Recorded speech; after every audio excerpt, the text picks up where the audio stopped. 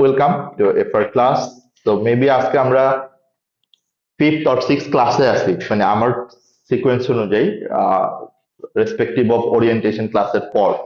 So আমরা last 4 or 5 ক্লাসে যে টপিকগুলো করেছি আমরা এটারই প্র্যাকটিসে চলে গেছি।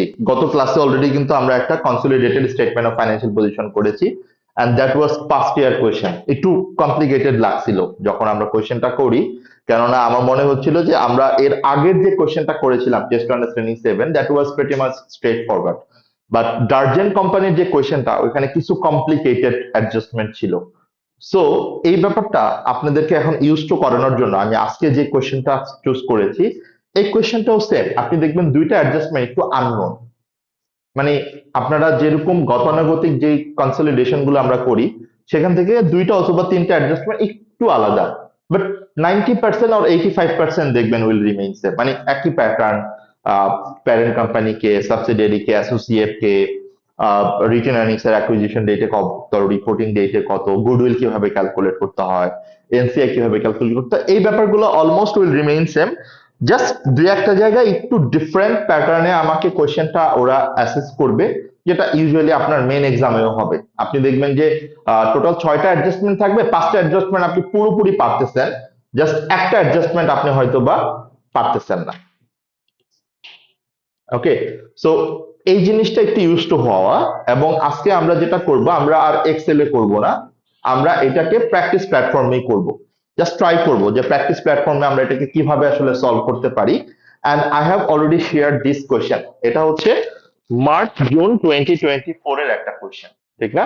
যে কোয়েশ্চেনটা আপনাদেরকে অলরেডি আমি পিডিএফ দিয়েছি, যেটার কোয়েশ্চেনটাও আছে, আনসারটাও আছে। অ্যান্ড ইফ ইউ সি কোয়েশ্চেনটার এখানে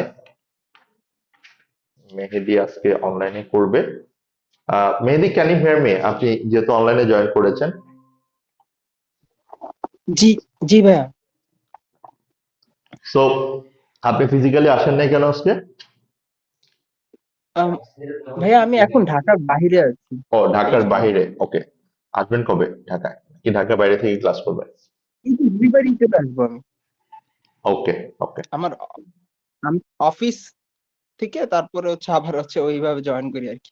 ওকে, ওকে, ঠিক আছে। Good, good. সো আমরা তাহলে স্টার্ট করছি মেহেদি ভাই। আমরা জাস্ট স্টার্টিং ডিসকাশন করছিলাম। আমরা কোয়েশ্চেনটা ওপেন করে আপনাদেরকে বলেছি যে কি কোয়েশ্চেনটা করব। ওকে, আমরা তো আসলে মার্জিন 24 করব, ঠিক না? আমি তো এইটা করব। তো আমরা কোয়েশ্চেনটা, আমি আপনাদেরকে হোয়াটসঅ্যাপ এবং মেসেঞ্জারে যেটা দিয়েছি, এই কোয়েশ্চেনটাই আমরা প্র্যাকটিস প্ল্যাটফর্মে কিভাবে আমরা করতে পারি এবং প্র্যাকটিস প্ল্যাটফর্মে আসলে আমাদের উইন্ডোটা কেমন হবে একদম ফার্স্ট থেকে আমরা দেখার ট্রাই করি, সো দ্যাট আমরা ইউজ টু হই যে আসলে আমাদের কোয়েশ্চেনটা কিভাবে হবে। আচ্ছা, এটা কি মার্জিন 24ই ছিল? ইয়েস, আমি আপনাদেরকে যেটা দিয়েছি, হ্যাঁ, Paisley company and Scottish company. So আপনারা প্র্যাকটিস প্ল্যাটফর্মে অ্যাক্সেসটা কিভাবে নেবেন, যেটা আমি আপনাদেরকে বলেছিলাম, যাদের মাইএসএসসি অ্যাকাউন্ট এখনো নেই তারা অবশ্যই মাইএসএসসি অ্যাকাউন্টের রেজিস্ট্রেশনটা যেন তাড়াতাড়ি হয় সেটা ট্রাই করবেন। বিশেষ করে যারা ওই যে আকাশ, ওদের এখনো হয় নাই। তো আমি আপনাদেরকে যে লিঙ্কটা দিয়েছি সেখান থেকে আপনি আপনার লগ ইন উইথ মাইএসএসসি এতে যখন লগ ইন করবেন, লগ ইন করার পর আপনার এরকম একটা উইন্ডো আসবে। হ্যাঁ, আপনি ব্রাউজ অ্যাভেলেবেল এক্সামে গেলে আপনার এখানে এই যে আপনি ক্যাটাগরি চুজ করে নেবেন যে আপনি কোন পেপারের এক্সামটা অ্যাকচুয়ালি প্র্যাকটিস করবেন। সো আমরা ফাইন্যান্সিয়াল রিপোর্টিং অলরেডি আমার অ্যাসাইনমেন্ট করে রাখছি। দেখেন যে আমার ফাইন্যান্সিয়াল রিপোর্টিং এর এখানে কি কি অ্যাসাইনমেন্ট করা আছে, টোটাল এই জিনিসগুলো অ্যাসাইন করা আছে আমার এখানে। সো আপনার এখান থেকে সবগুলো অ্যাসাইন করে নিতে হবে।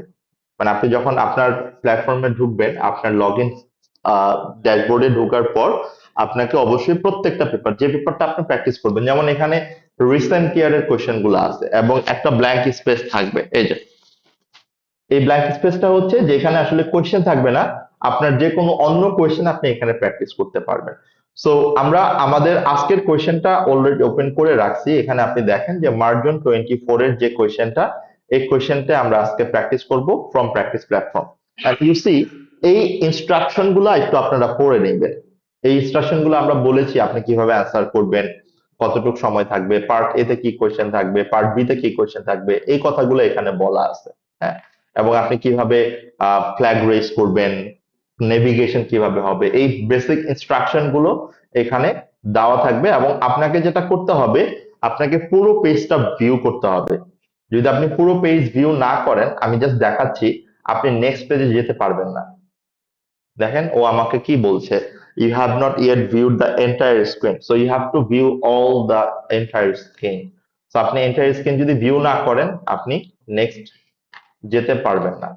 সো আমরা যখনই সবগুলো শেষ হয়ে যাবে, সো আমরা জাস্ট আমাদের এক্সামটা স্টার্ট করার আগে ওরা আমাকে এরকম একটা, মানে জাস্ট আপনাকে রিয়েল এক্সামেও কনফার্মেশন আস্ক করবে যে আপনি এখন রেডি কিনা to start your exam. Whenever you click on yes, তখন থেকে আপনার 3 ঘন্টা স্টার্ট হবে। ওকে, 3 ঘন্টা, এবং অটোমেটিক্যালি এটা এন্ড হয়ে যাবে। এর আগে আপনি চাইলে এন্ড করতে পারবেন, বাট 3 ঘন্টা হওয়ার পর ইউ ডোন্ট গেট, একদম হুবহু সেম, মানে একবারে, মানে বাট সিভি তে কখনোই দেখবেন যে আপনি পুরো টাইমটা কখনোই লাগে নাই। সো আপনি আগেই এন্ড করেছেন অথবা এক্সিট করেছেন অথবা আপনার ইনভিজিলেটরকে ডাকছেন যে আমার এক্সাম শেষ, কি করব। বাট এখানে কিন্তু 3 ঘন্টা অফকোর্স লেগে যাবে আপনার, মানে আপনি চিন্তাও করতে পারবেন না 3 ঘন্টা কোন দিক থেকে শেষ হয়ে যাচ্ছে। সো অলওয়েজ এই জিনিসটা খেয়াল করব। তাহলে আমি স্টার্ট করতে চাই এখন, ঠিক না? দিস ইজ ইউর উইন্ডো, আপনারা ঠিক এক্সামটা যেভাবে দিবেন একদম হুবহু এই এই প্ল্যাটফর্মটাই আপনারা এক্সামে দিবেন। ইউ সি, লেফট সাইডে থাকবে আপনাদের কোয়েশ্চেন, এন্ড রাইট সাইডে থাকবে হচ্ছে আপনাদের আনসার করার প্ল্যাটফর্মটা। এন্ড আনসার করার প্ল্যাটফর্মটা আপনি একটু জাস্ট, আমরা যদি দেখি জাস্ট অ্যাট এ গ্লান্স, যে আনসার করার প্ল্যাটফর্মটা কিন্তু it's look like Excel, but Excel এর কিন্তু অনেক কিছুই এখানে নাই। আপনি যদি একটা এক্সেল ওপেন করেন সাইড বাই সাইড, সেখানে আপনি দেখবেন যে এই ছাড়াও আরো অনেক রিবন আছে, অনেক ফাংশনালিটি আছে, অনেক অপশন আছে। এটা গুগল শিটও এত না, মানে গুগল শিটের মতো না, আরো সিম্পল। এটাকে স্প্রেডশিট প্ল্যাটফর্ম বলে। যেমন স্প্রেডশিট প্ল্যাটফর্ম কি কি, গুগল শিট, এক্সেল, এগুলো সবই স্প্রেডশিট। সো এইটা জাস্ট এসএসসি এক্সামের জন্য এক্সক্লুসিভলি এতটুকুই আপনার জন্য ডিজাইন করা। ওকে, এখানে আমি একটা জিনিস আপনাদেরকে ফার্স্ট ক্লাসে দেখাইছিলাম, সেটা হচ্ছে এই বাটনটা ভুলেও আমরা ক্লিক করব না।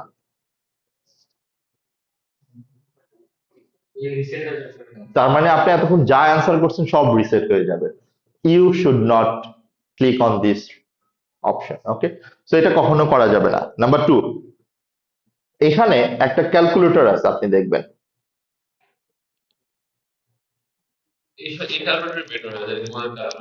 এই ক্যালকুলেটরটা আপনার কাছে কি মনে হচ্ছে, ভালো মনে হচ্ছে দেখতে? মানে মানে এটাতে কমফোর্টেবল, আপনি আনকমফোর্টেবল লাগতেছে না? So it's really difficult. দেখেন কি কি আছে না আছে। So don't open this. আপনি 2টা ক্যালকুলেটর নিয়ে যাবেন সবাই, 2টা ক্যালকুলেটর নিয়ে যাবেন। কেন 2টা? বিকজ ইলেকট্রনিক জিনিসের আসলে কোনো গ্যারান্টি নাই। আপনার ব্যাটারি চেক করেও যান নাই, হোনোস জাস্ট গেছেন ডাউন হয়ে গেছে। বিশেষ করে এফআর এর জন্য এটা মাস্ট। অন্য পেপার যেমন আপনি ধরেন অডিটের জন্য হয়তো বা এতটা ইম্পর্টেন্ট না, বাট এফআর এ কিন্তু অনেক ক্যালকুলেশন, অনেক অবজেক্টিভ টেস্ট আপনাকে ক্যালকুলেটরে করতে হবে। অলমোস্ট ক্যালকুলেশন অনেকটুকু করতে হবে। সো ব্যাকআপ 2টা ক্যালকুলেটর, এবং চেক করে যাবেন যে 2টা ক্যালকুলেটর প্রপারলি কাজ করতেছে কিনা। থার্ড পয়েন্ট, এখানে আপনি দেখবেন যে কোনো রো অথবা কোনো কলাম, আপনি রোটা একটু দেখেন, কোনো ডিলিট করা যায় অথবা অ্যাড করা যায় কোনো রো? আমি কলামেও দেখি, কোনো কলাম অ্যাড অথবা ডিলিট করা যায়? তার মানে এখানে যতগুলা রো এবং যতগুলা কলাম আছে, আপনি কোনোটা, আপনি অ্যাডও করতে পারবেন না, আপনি ডিলিটও করতে পারবেন না, আপনি ইনসার্টও করতে পারবেন না, আপনি ডিলিটও করতে পারবেন না। তার মানে কি, আপনি যা কাজ করবেন এইটুকু, অনেক অনেক রো এবং কলাম আছে, বাট আপনি জাস্ট ইউজ টু না এক্সেল এ করতে করতে যে একটা রো অ্যাড করে দিলেন, একটা কলাম অ্যাড করে দিলেন, বাট এখানে আপনি করতে পারবেন না।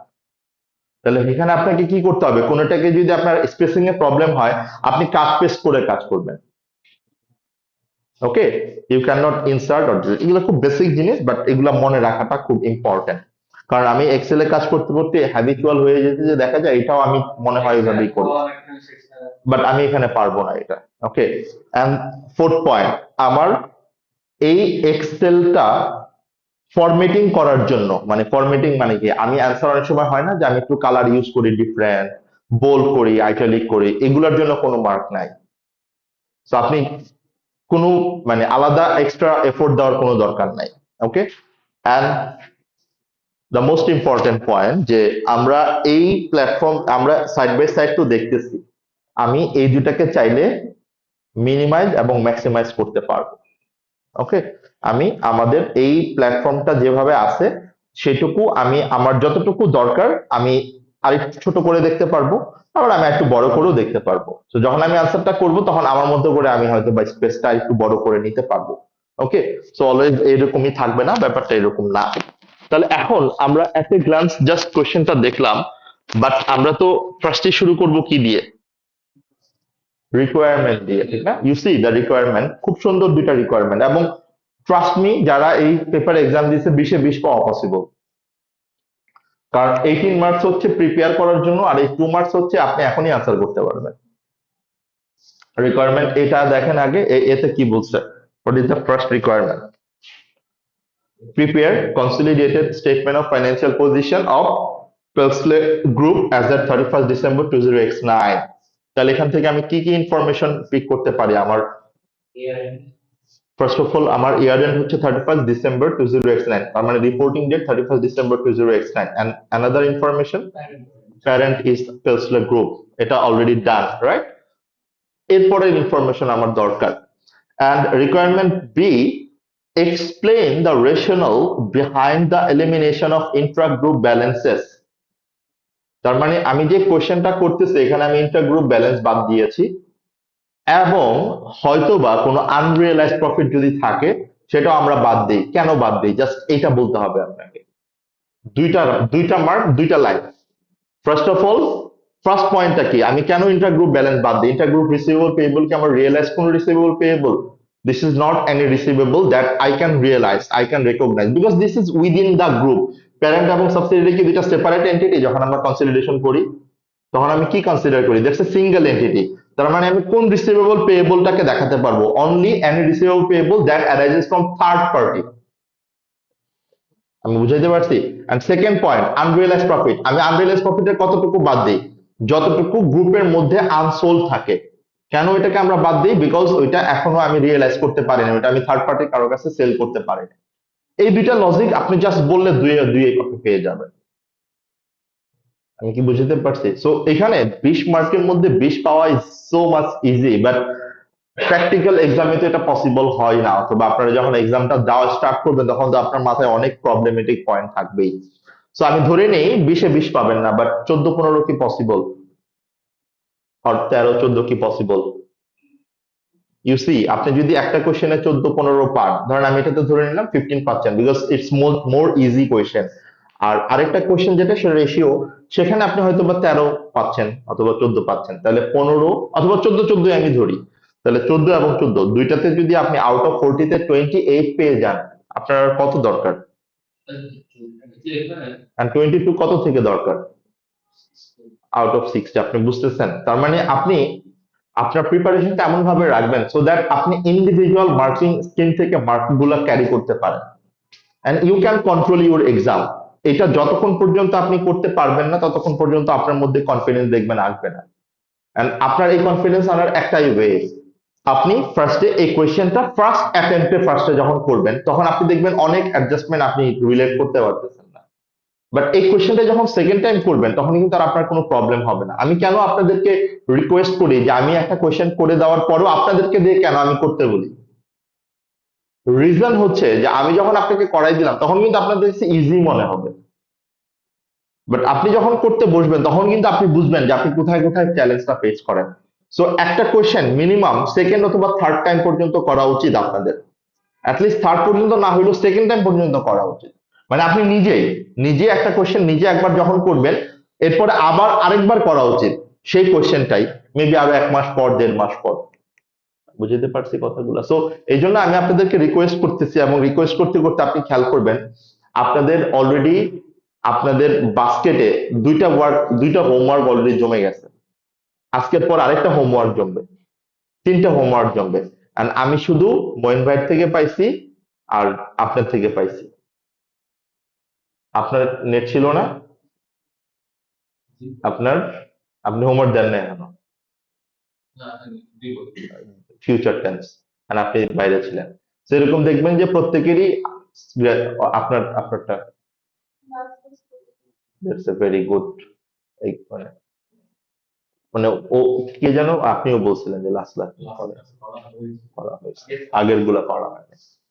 সো আমি আবারও হোমওয়ার্কটা ক্লিয়ার করে দিচ্ছি, আমরা যতটুকু কোয়েশ্চেন করাচ্ছি লাস্ট দুইটা ক্লাসে এবং আজকে, এটা অবশ্যই আপনারা বাসায় করে আমাকে দিবেন please, as early as possible, as soon as possible. তাহলে আমরা কি এখন কোয়েশ্চেনটাতে যেতে পারি? আমরা তো আমাদের মোটামুটি আমরা কি করব সেটা আমরা জানি এখন।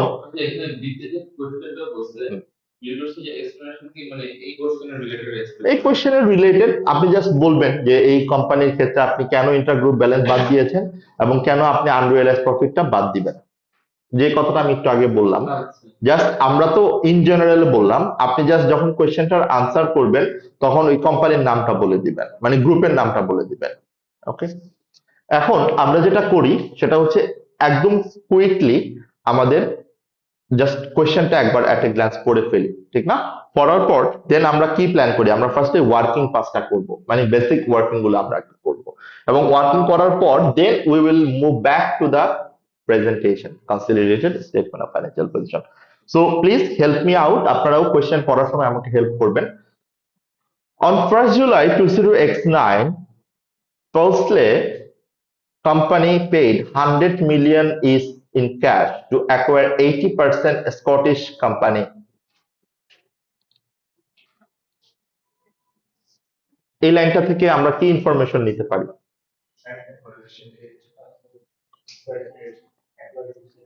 আমার প্যারেন্ট কোম্পানি হচ্ছে পেইসলে, সাবসিডিয়ারি কোম্পানি হচ্ছে স্কটিশ, আমার অ্যাকুইজিশন ডেট হচ্ছে 1st July and reporting date হচ্ছে 31st December, মনে আছে না?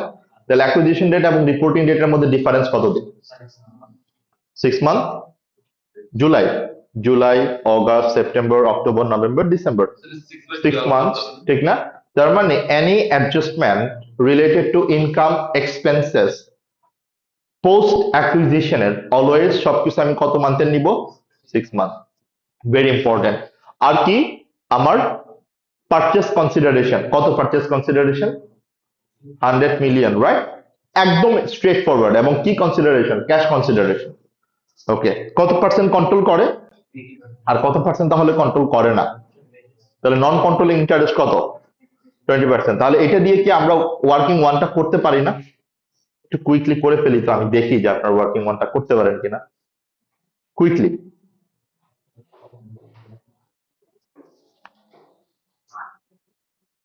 আমি সাইড বাই সাইড আপনাদের সাথে করব, বাট আপনারা ওয়ার্কিং ওয়ানটা করে ফেলেন।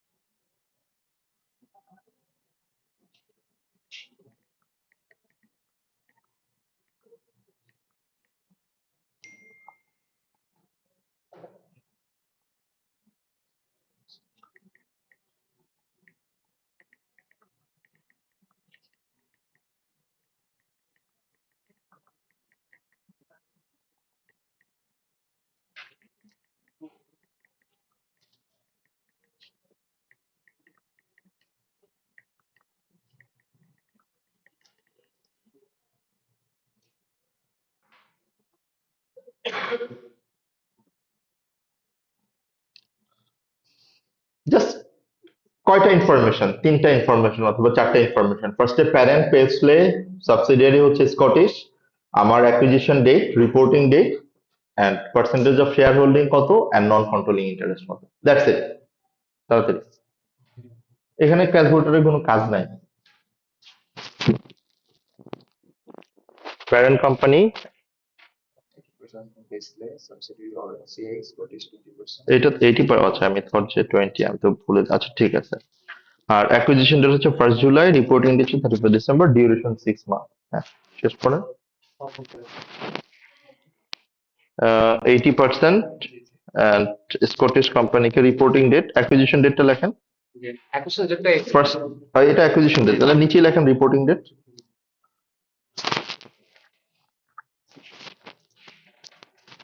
Parent 80%, Paisley Scottish, cash consideration, এটাই ওয়ার্কিং ওয়ানে না হলেও হতো। 80% আমরা বলেছি অলরেডি। 1st July হচ্ছে অ্যাকুইজিশন ডেট, রিপোর্টিং ডেট বলার দরকার নাই, 6 মান্থ ফ্রম ইয়া, ঠিক আছে, পারফেক্ট। কই, ওটা দেখেও তো করতে পারতেন, এখানেও তো আছে। আপনার মোবাইলে কিন্তু কোনো কিছু দেখার দরকার নেই, মোবাইলে আনসারে এই ওয়ার্কিংটা নাই। ওই তো মানে আনসারে এই ওয়ার্কিংটা নাই, এবং মজার ব্যাপার হচ্ছে আনসারে ঠিক যেভাবে দেখাবে আমি কোনোটাই এভাবে দেখাবো না। তো আপনি যদি আনসার দেখে দেখে আমাকে আনসার বলেন, মিলবে না আপনার সাথে আমার আনসার। তাড়াতাড়ি হচ্ছে না। ফেসলে কোম্পানি অ্যাকোয়ার করছে কাকে? স্কটিশকে। কত পার্সেন্ট অ্যাকোয়ার করছে? লেখেন, আমরা 80% লিখি। হ্যাঁ, তাহলে নিচে লিখি এনসিআই কত, 20%। এরপরে আমরা এদিকে লিখি অ্যাকুইজিশন ডেট কবে, হ্যাঁ লিখি 1 জুলাই 20x9। আর রিপোর্টিং ডেট কবে? তাহলে আমার ডিফারেন্সটা কত, 6 মান্থ। এটা জাস্ট লিখে রাখলাম আমরা, হ্যাঁ।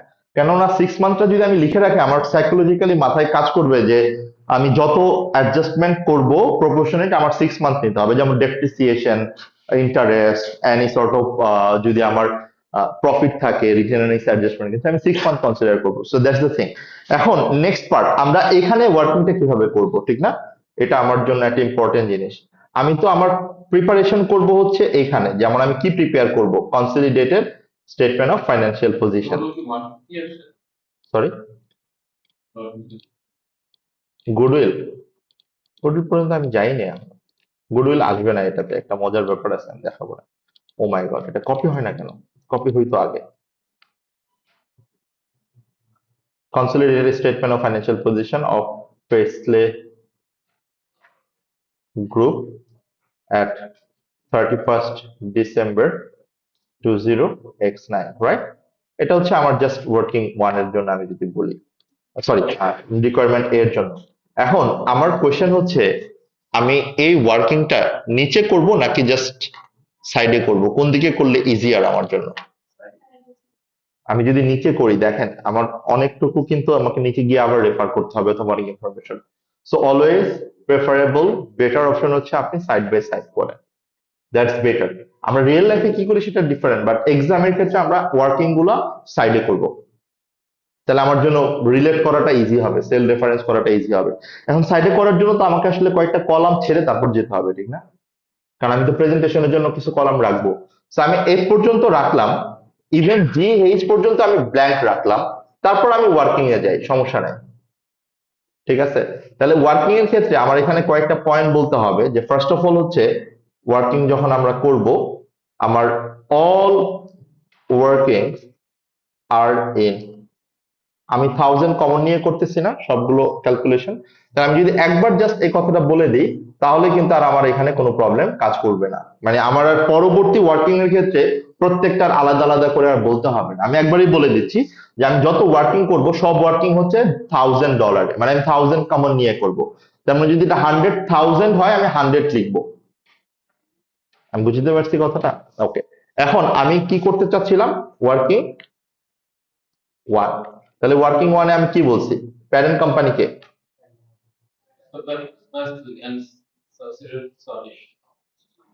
প্রেসলে owns, হ্যাঁ বেটার, এটা বাট ডলারই থাকবে আর কি। হ্যাঁ, হ্যাঁ। স্কটিশ কত পার্সেন্ট অ্যাকোয়ার করছে? তাহলে এনসিআই কত?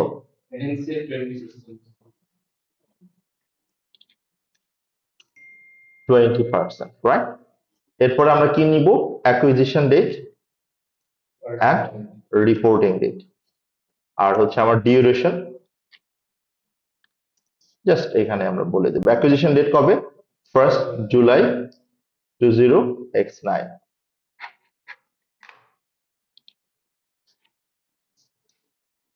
and reporting date কবে? 31st December 20x9। তাহলে কত মান্থ? জাস্ট এটা এমনি বলা, যে আমি যদি ফিউচারে কখনো একটু চেক করতে চাই যে কত মান্থ ছিল, কারণ বারবার আমাকে আর চেক করার দরকার নেই। এখন এখানে আমি যে কাজটুকু করলাম, অনেক সময় মনে হইতে পারে না যে আমি এটা একটু বোল্ড করি তাহলে একটু হাইলাইট হবে, অথবা আমি এটাকে একটু ব্রাকেট দেই এটাতে একটু আলাদা হবে, এই এরকম ঘষা মাজা করতে ইচ্ছা করে না আমাদের? বাট এই ঘষা করার জন্য আমার আলাদা কোনো মার্ক নেই।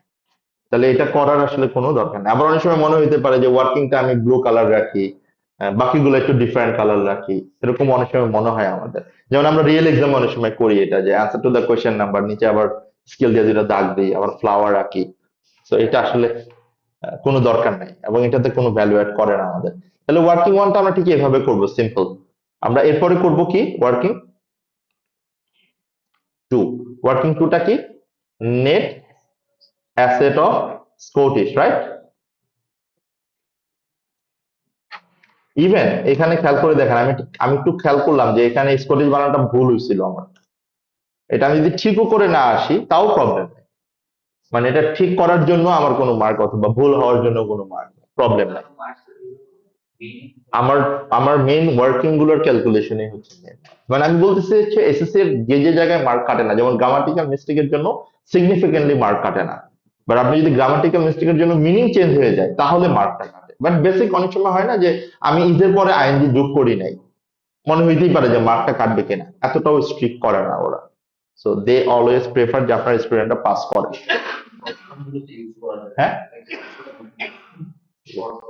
হ্যাঁ হ্যাঁ হ্যাঁ, যেমন আমি এনসিআই ইউজ করেছি, নন কন্ট্রোলিং ইন্টারেস্ট লেখার কথা আমি এনসিআই লিখলাম, তারপরে গ্রুপ রিটার্ন আর্নিং জিআরই আমি লিখছি। বাট বেটার হচ্ছে আমি যদি বেটার ফর্মটা বলি, যেমন এখানে নন কন্ট্রোলিং ইন্টারেস্ট পুরোপুরিটা লিখে নন কন্ট্রোলিং ইন্টারেস্ট, জাস্ট একবার আমি যদি এটাতে ধরাই দিই যে এটা দিয়ে আমি হচ্ছে এনসিআই কে বুঝাইছি, এটা হচ্ছে বেস্ট, মানে বেটার, মানে এটাতে আর কোনো প্রবলেম নাই, বুঝছেন? তারপর রিটেন আর্নিংস, আমি যদি রিটেন আর্নিংস এর গ্রুপ রিটেন আর্নিং জিআরই আমি লিখি, তাহলে বেটার, মানে একবার লিখে ফেললে পরেরটা better.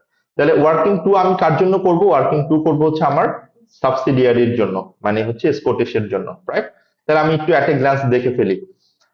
The individual financial statements, statement of financial position of Paisley Company and Scottish Company as at 31st December 2009, আমি ওয়ার্কিং গুলো এখন একটু পরে যাবো, আমি একটা গ্লান্স একবার শেষ করে যাব যে আসলে কি কি এখানে ইনফরমেশন আছে। খেয়াল করে দেখেন, প্রপার্টি প্ল্যান্ট এন্ড ইকুইপমেন্ট আছে, ইনভেস্টমেন্ট আছে, কারেন্ট অ্যাসেট আছে, inventory, trade receivables, cash, equity share হচ্ছে 270,000, 40,000, রিটেন আর্নিং দেওয়া আছে, non current liability, loan note আছে, কারেন্ট লাইবিলিটির মধ্যে ট্রেড পেয়েবলস আছে, and total equity and liability. So it is matching, right? Perfectly match.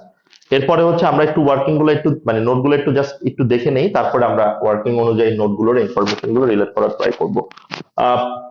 The following information is relevant.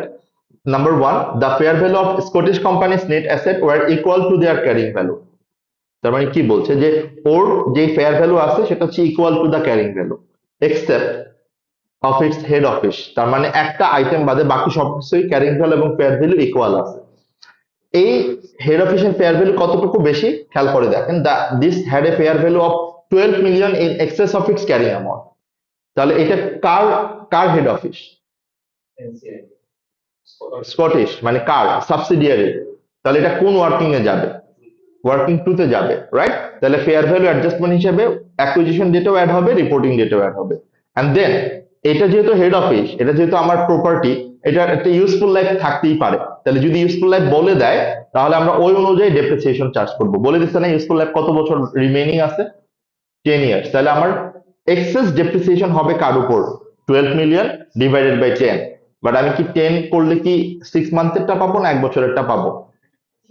তাহলে আমাকে এটা কত মান্থের নিয়ে আসতে হবে, মনে আছে? তো এই জন্যই আমার ওই 6 মান্থের ব্যাপারটা দরকার। তাহলে এটা হচ্ছে ওয়ার্কিং টু এর আইটেম, আমরা যাবো এখানটাতে, কোনো প্রবলেম নাই। এরপর আসেন note number 2। On 1st July 2009, Paisley Company acquired 40% of Angus Company। এইটুকু পড়ে আমার কি মনে হচ্ছে? জাস্ট এতটুকু। আমরা এতক্ষণ এতটুকু পর্যন্ত যা দেখছি এটা হচ্ছে পেসলে এন্ড স্কটিশ। নতুন আরেকটা এন্টিটি এখানে আসলো না, আঙ্গুস। তাহলে ও আপনার জন্য কি, পেসলে কোম্পানির জন্য কি অ্যাসোসিয়েট, কারণ ও কত পার্সেন্ট অ্যাকোয়ার করছে? 40%। তাহলে আমার মনে আছে গত ক্লাসে, মানে মোর দ্যান 50% এটা। হ্যাঁ, আমরা কি বলছি যে সাবসিডিয়ারি হবে অ্যাপারেন্টলি কোনটা, যেটা মোর দ্যান 50% হবে, যেটা স্কটিশ।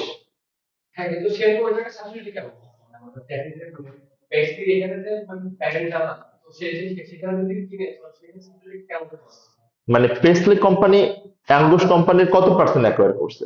40%। সেটা আমি বলছিলাম যে 20 to 50% হলে তাকে কি আমি সাবসিডিয়ারি বলি?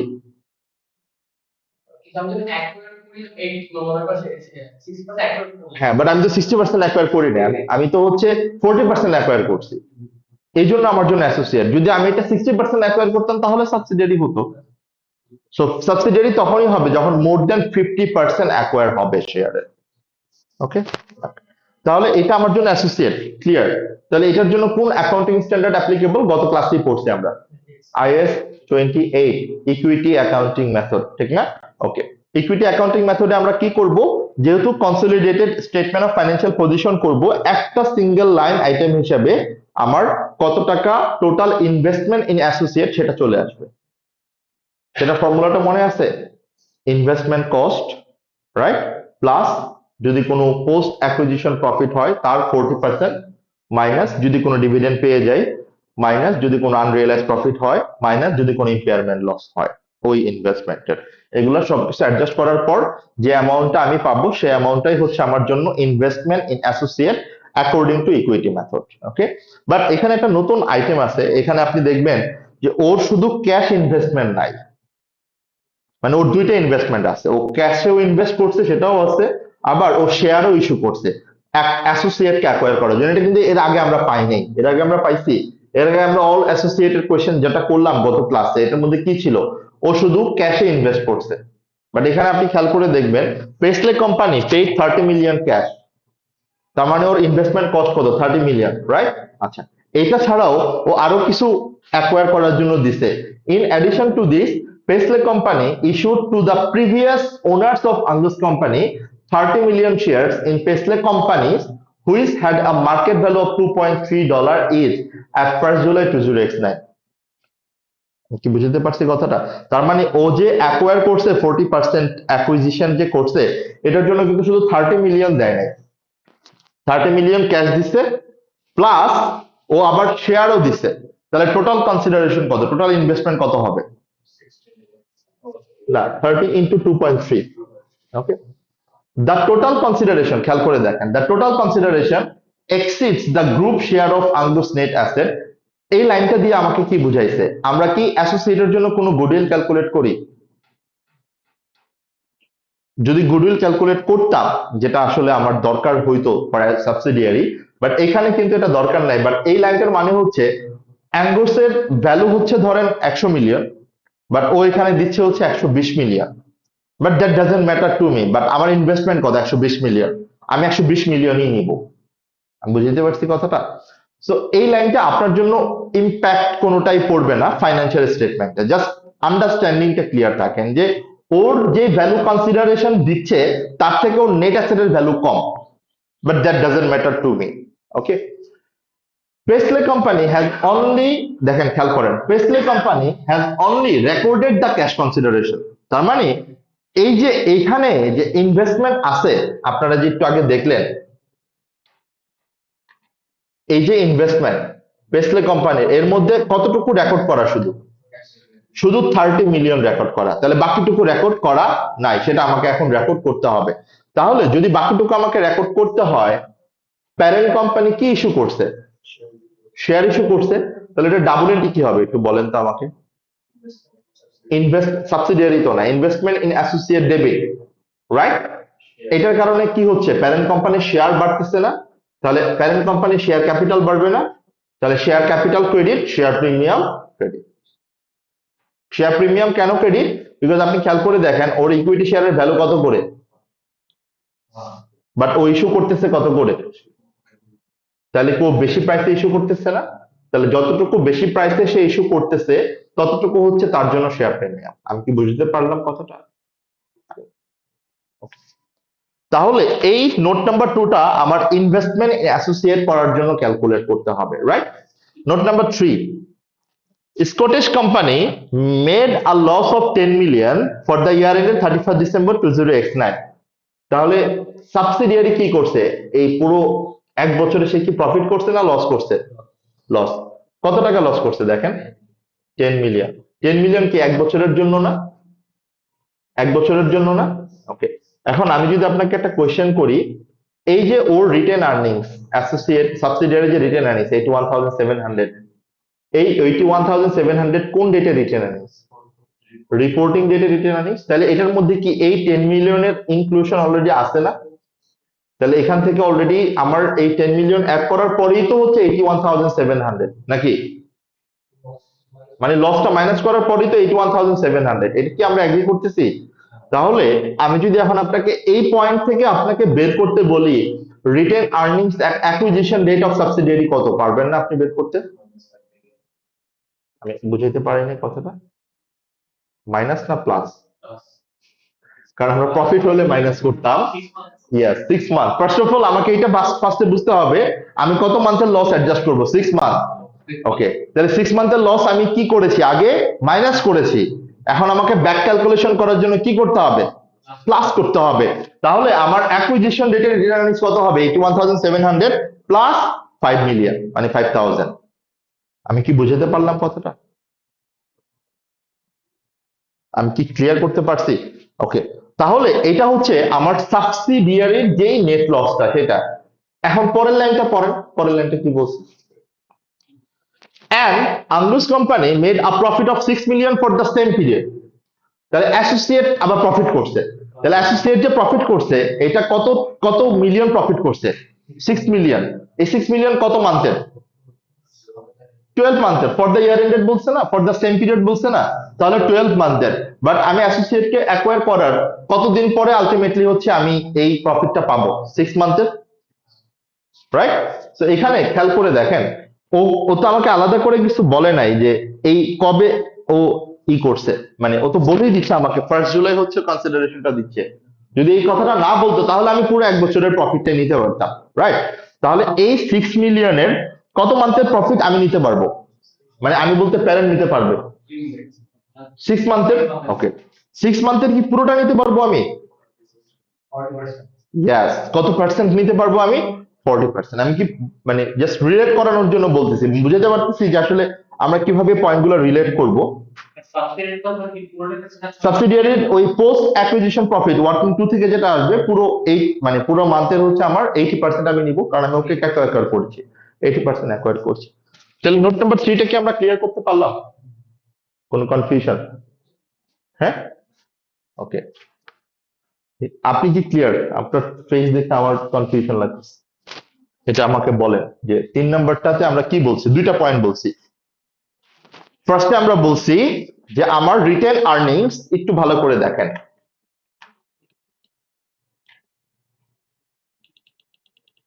আমার রিটেন আর্নিংস এট অ্যাকুইজিশন ডেট, আমি জাস্ট এখান থেকে এমনি দেখানোর জন্য, রিটেন আর্নিংস অ্যাকুইজিশন ডেট কত আমার কি দেওয়া ছিল কোশ্চেনে? না, বাট রিপোর্টিং ডেট কত, 81,700, রাইট? 81,700 হচ্ছে আমার রিপোর্টিং ডেটে রিটেন আর্নিংস। বাট সাবসিডিয়ারি কি করেছে, সাবসিডিয়ারি কি এই 1 বছরে প্রফিট করছে না লস করছে? লস। এই 81,700 এর মধ্যে তাহলে এই যে 10 মিলিয়ন যে সে লস করছে, এই লসটা কি অলরেডি সে রেকর্ড করছে না, অলরেডি সে ইনক্লুড করছে না? রিপোর্টিং ডেটে সে কিভাবে আসে? বিকজ তার মানে আমি যদি বলি তার বছরের শুরুতে, তাহলে বছরের শুরু কবে, জানুয়ারিতে। আমি যদি বলি হচ্ছে 1 jan 20x9, আমি যদি এই ডেট থেকে বলি, তাহলে ওর জানুয়ারিতে আসলে আমার রিটার্ন আর্নিংস কত ছিল, এইটা প্লাস,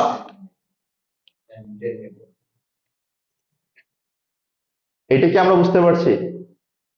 তাহলে 91,700 হচ্ছে অ্যাকুইজিশন ডেটে ওর রিটেন আর্নিং, সরি বছরের শুরুতে ওর রিটেন আর্নিং ছিল, রাইট? এবং পুরো 1 বছরে ও লস করছে কত, 10 মিলিয়ন।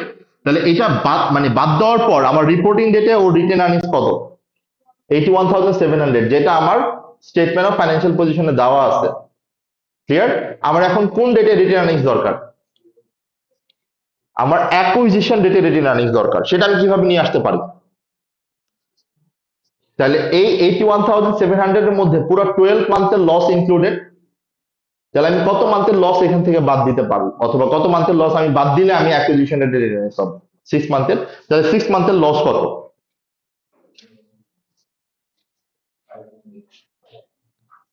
10 মিলিয়ন যদি 1 বছরের হয়, 6 মান্থের কত? 5 মিলিয়ন। তাহলে এই 81,700 এর মধ্যে 5 মিলিয়নকে অলরেডি বাদ দেওয়া আছে। আমি এখন ব্যাকডেটা করার জন্য এটা কি করব, জাস্ট 81,700 এর সাথে 5 মিলিয়ন আমরা যোগ করে দিব, রাইট? তাহলে আলটিমেটলি কি দাঁড়াচ্ছে, অ্যাকুইজিশন ডেটে রিটার্ন ছিল 86,700, যেটা রিপোর্টিং ডেটে হয়ে গেছে হচ্ছে 81,700। এন্ড এই দুটি আমার কোন ওয়ার্কিং এ দরকার, এই দুটি আমার আলটিমেটলি হচ্ছে ওয়ার্কিং 2 তে দরকার, সাবসিডিয়ারির যখন নেট অ্যাসেট ক্যালকুলেশনটা করব। এই পার্টটা ক্লিয়ার? ওকে, পরের পার্টটা কি ছিল এখানে? পরের পার্টটা ছিল হচ্ছে আমার অ্যাসোসিয়েটেড প্রফিট কত হয়েছে। অ্যাসোসিয়েট এক বছরে প্রফিট করছে 6 million, but post acquisition date কত আমার 6 মান্থ। তাহলে আমি 6 মিলিয়নের পুরো এক বছরের প্রফিট নিতে পারবো? আমি কত মান্থে প্রফিট নিতে পারবো? 6 মান্থের। বাট 6 মান্থের আমি কত পার্সেন্ট প্রফিট নিতে পারবো? অ্যাসোসিয়েটেড কত পার্সেন্ট আমি অ্যাকোয়ার করছি? 40%। ওকে, আচ্ছা, তাহলে নোট নাম্বার 3 আমরা মোটামুটি ডাবল ক্লিয়ার, হোপফুলি কোনো প্রবলেম থাকার কথা না। নোট নাম্বার 4, এই নোটটা একটু, যেটা আমি আপনাদেরকে বলেছিলাম, এই যে এই পর্যন্ত যতগুলো নোট আমরা পড়লাম সবগুলো কিন্তু অলমোস্ট আমাদের ফ্যামিলিয়ার, ঠিক না? আমরা জানি যে এরকম অ্যাডজাস্টমেন্ট গুলাই থাকে। বাট নোট নাম্বার 4টা হচ্ছে একটু আনফ্যামিলিয়ার, মানে আপনাদের একটা নতুন আইটেম, যেটা আমরা গত ক্লাসেও পেয়েছিলাম। সো এই নতুন আইটেমটার জন্য আমি একটু জাস্ট বলে রাখি, এই নতুন আইটেমটার জন্য আপনাদের আইএফআরএস 9 এরও কনসেপ্ট হেল্প করতে হবে। এই জায়গাটাতে আইএফআরএস 9 এর কনসেপ্টটা এখনো পর্যন্ত আপনাদের ডেভেলপ করা নাই, বাট আমি যতটুকু রেলেভেন্ট ততটুকু আপনাদেরকে বোঝানোর ট্রাই করব। জাস্ট নোট নাম্বার 4টা আপনারা একটু পড়ে দেখেন যে আপনারা নিজেরা পড়ে কি বুঝতে পারলেন অথবা কি বুঝতে পারতেছেন।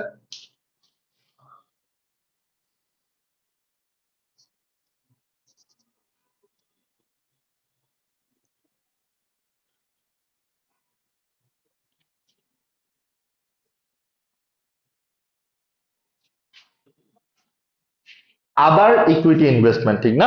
মনে আছে যে আদার ইকুইটি ইনভেস্টমেন্ট যদি হয় এটা কোন স্ট্যান্ডার্ড অনুযায়ী আমরা দিব? IFRS 9 financial instrument. Other equity investment বলতে কেন বুঝাইছে দেখেন, আমি আপনাকে একটু বুঝাই বলি।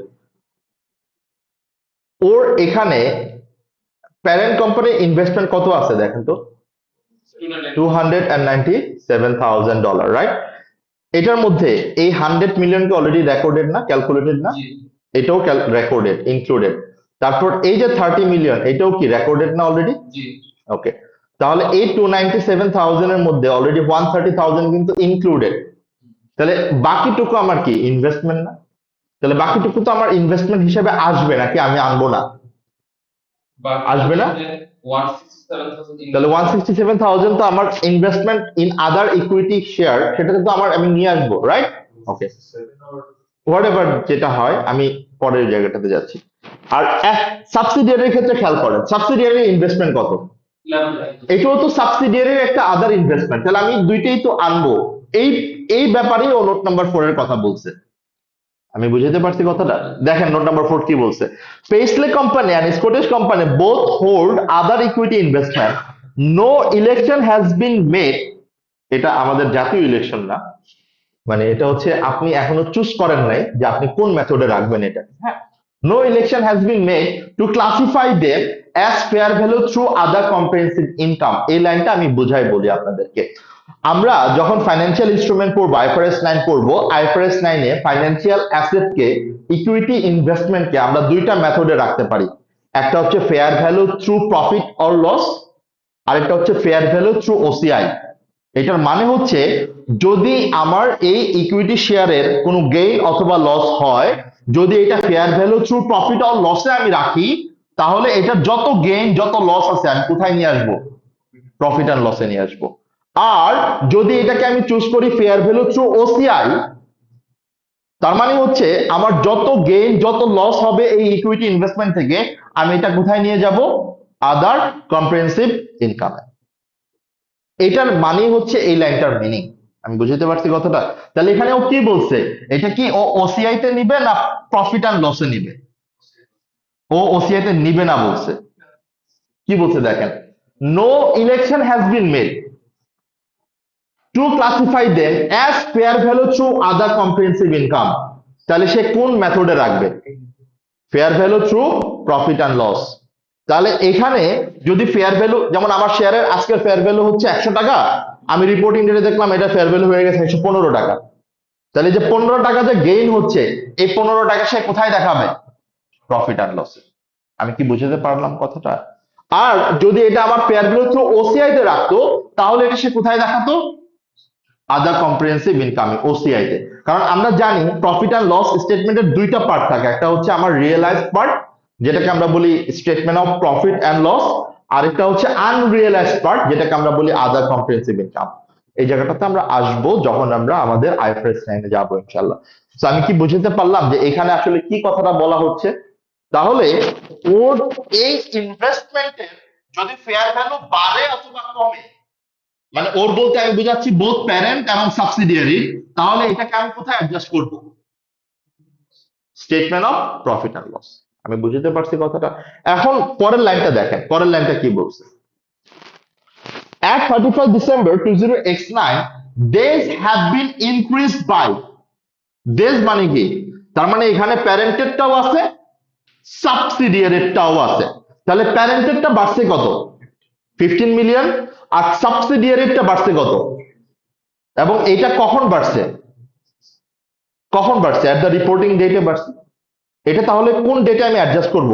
অ্যাকুইজিশন ডেটে অ্যাডজাস্ট করব না রিপোর্টিং ডেটে অ্যাডজাস্ট করব? রিপোর্টিং ডেটে। ওকে, এখন আপনি আমাকে বলেন যে টোটাল কতটুকু তাহলে বাড়ছে? 15 million plus 3 million, 18 million, right? আচ্ছা, এই 18 মিলিয়নের মধ্যে প্যারেন্ট কোম্পানির সাথে আমি অ্যাডজাস্ট করব কতটুকু?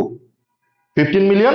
আর প্যারেন্ট কোম্পানির যেহেতু ফেয়ার ভ্যালু বাড়ছে, এবং এই ফেয়ার ভ্যালু বাড়ার কারণে এটা আমি কোথায় দেখাবো? প্রফিট অ্যান্ড লসে দেখাবো।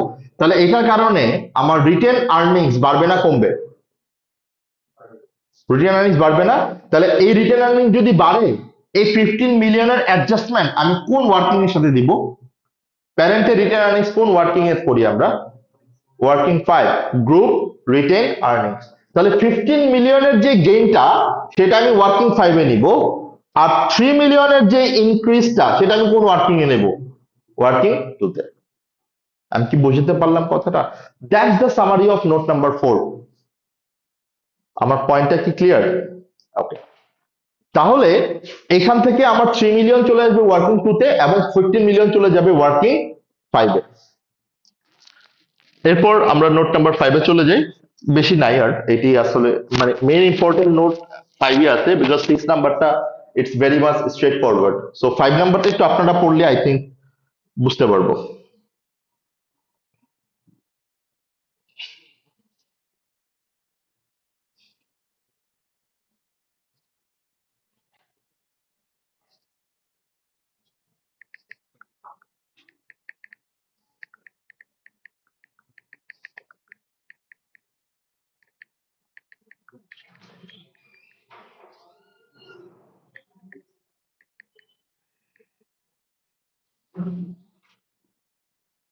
হুম, পড়ি তাড়াতাড়ি। Note number 5. This is intra-group current account balance.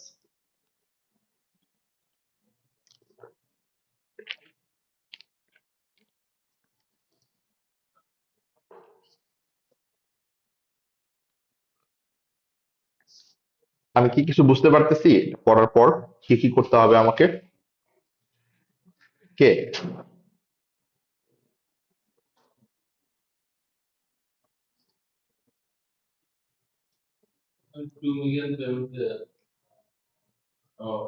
First of all আমাকে এইটা আইডেন্টিফাই করে বলেন, is there any unrealised profit or not?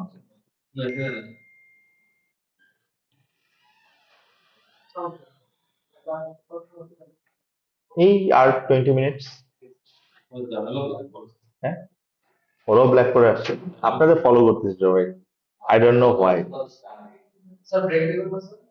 Break আমি শেষ করেই ব্রেক দিয়ে দিব। ব্রেক দরকার? সিগারেট খেয়ে আসবেন? যান, সবাই মুখে পানি দেয়, সবাই ঘুমাচ্ছেন, আই ডোন্ট নো হোয়াই। ঠিক আছে, মানে আচ্ছা আমরা তাহলে দুইটা নোট পড়ি, ব্রেকে চলে যাই, তারপরে প্রেজেন্টেশনের জাস্ট 20 মিনিটস লাগবে, আমরা শেষ করে দিতে পারবো। Scottish company and Angus company have both sold goods to Paisley company. None of these goods remained in group at 31st December. এই লাইনটা দিয়ে আমার ক্লিয়ার যে এখানে আর কোনো আনরিয়েলাইজড প্রফিট হবে না। Paisley company's financial statement show a 5 million payable to Scottish company. তাহলে পেসলে কোম্পানি কি দেখাচ্ছে? যে তার পেয়েবল আছে কত, 5 মিলিয়ন, রাইট? ওকে, তাহলে আমার এখানে স্কটিশ কোম্পানির রিসিভেবল দেখানোর কথা হচ্ছে 5 মিলিয়ন, বাট সেটা দেখাচ্ছে না। এটাই হচ্ছে প্রবলেমটা। খেয়াল করেন কেন, this disagreed with the amount of receivable in the financial statement of Scottish company due to a payment made by Paisley company. তার মানে কি, পেসলে কোম্পানি ও পেমেন্ট করে দিয়েছে, তার মানে ওর অ্যাকচুয়ালি পেয়েবল কত ছিল, 7 মিলিয়ন ছিল। ও যেহেতু পেমেন্ট করে দিয়েছে, এই জন্য ও পেয়েবল দেখাচ্ছে 5 মিলিয়ন। আমি বুঝতে পারছি কথাটা? তাহলে অ্যাকচুয়াল রিসিভেবল কত, 7 মিলিয়ন, রাইট? তাহলে 7 মিলিয়ন থেকে আমার আগে ক্যাশ ইন রিসিভ, যেটা ক্যাশ ইন ট্রানজিট, যেটা সেটা আমাকে আগে রিসিভ করতে হবে। তাহলে রিসিভ করার জন্য এই 2 মিলিয়নের এন্ট্রি আমাকে আগে দিতে হবে। তাহলে 2 মিলিয়ন আমি কি করব, ক্যাশ ইকুইভ্যালেন্টের সাথে আমি প্লাস করব, রিসিভেবল থেকে মাইনাস করব, number one. Okay, and number two হচ্ছে, এরপরে আমার পেয়েবল এবং রিসিভেবল ব্যালেন্স কত থাকবে, 5 মিলিয়ন। এই 5 মিলিয়ন আমার পেয়েবল থেকেও বাদ যাবে, রিসিভেবল থেকেও বাদ যাবে। বুঝতে পারলাম কথাটা? So this is called cash in transit with current account balance. Last amount, last note, এটা আসলে পড়ার দরকার নাই, বিকজ আমি যদি সামারি বলে দিই, ওর এনসিআর ফেয়ার ভ্যালু কত, 29 মিলিয়ন। এটা জাস্ট সরাসরি দিয়ে দিচ্ছে, আপনাকে আর ক্যালকুলেট করতে হবে না। Okay, that's it, that's the for all 6 notes. Take 2 minutes break, position change করে নেন সবার, হাত মুখে পানি দিয়ে আসেন। আমরা জাস্ট ওয়ার্কিংটা অ্যাডজাস্ট করে 15 টু 20 মিনিটস লাগবে ম্যাক্সিমাম। সো হোপফুলি 4:30-র মধ্যে শেষ করতে পারবো ইনশাল্লাহ। প্লিজ।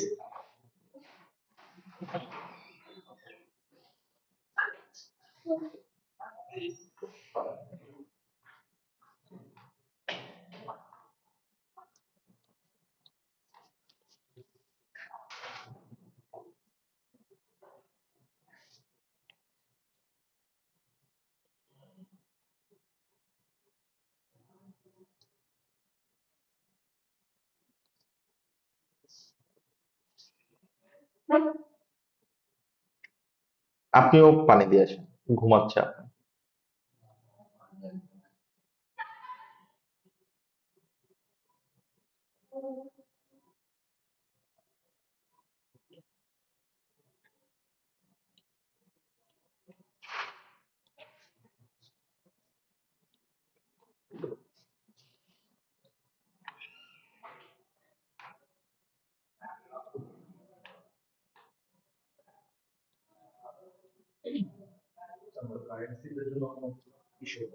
না, মানে এগুলোর জন্য মানে কোনো মার্কেট প্রবলেম নাই। আমি ওখানে তো বলেই দিছি যে অল কারেন্সি ইন ডলার।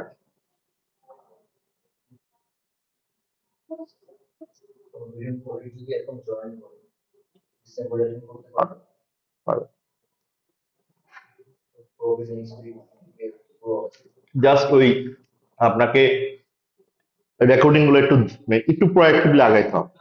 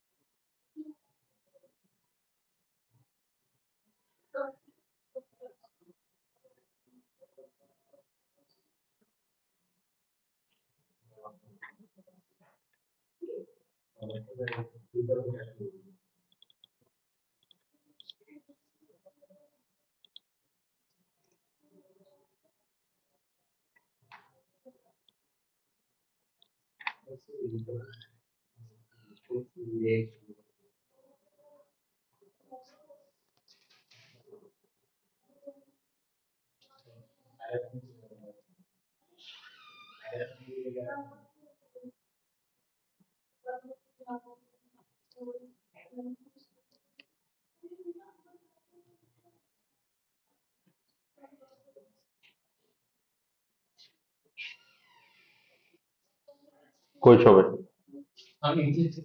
নিচে একটু সময়ের মধ্যে সিগারেট খেতে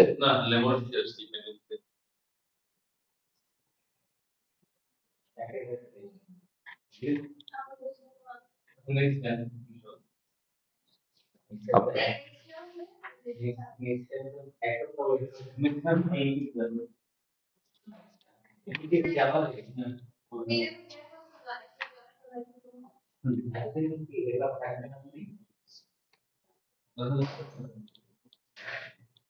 খাওয়াই দেন, নগদেই খাওয়াই দেন। হ্যাঁ, তুমি না, আমি শেষ করে দিব। আপনি তো 5টা থেকে শুরু করবেন না, মানে 4:30 7:40 পর্যন্ত টানবো আর কি, কারণ ওই দিক দিয়ে একটু পরে শুরু করতে হয়েছে আমাকে, 3টা 20-এ শুরু করতে হয়েছে। 5টায় ঠিক, তো ব্রেকটা আমি এই জন্য পরে দিতে চেয়েছিলাম। আচ্ছা, আমরা কুইকলি শেষ করে দিই, বেশিক্ষণ সহ্য হচ্ছে না আমাকে আপনাদের, সো বেশিক্ষণ না থাকাটাই বেটার। আমরা ওয়ার্কিং টুতে যে পয়েন্টগুলো নিয়ে আসবো সেটা আমি একটু জাস্ট ফরম্যাটটা ঠিক করে রাখছিলাম ব্রেকে। আমরা এখানে অ্যাকুইজিশন ডেটের ইনফরমেশন আনবো, রিপোর্টিং ডেটের ইনফরমেশন আনবো, এবং এই দুটোর মধ্যে যে ডিফারেন্স সেটা হচ্ছে আমার পোস্ট অ্যাকুইজিশন প্রফিট, রাইট? তাহলে আমার কি কি ইনফরমেশন আসে অ্যাকচুয়ালি এখানে? Share capital, right? Share capital কত আছে সাবসিডিয়ারি কোম্পানি? 40,000। সো এটা তো আসলে চেঞ্জ হয় না, রাইট?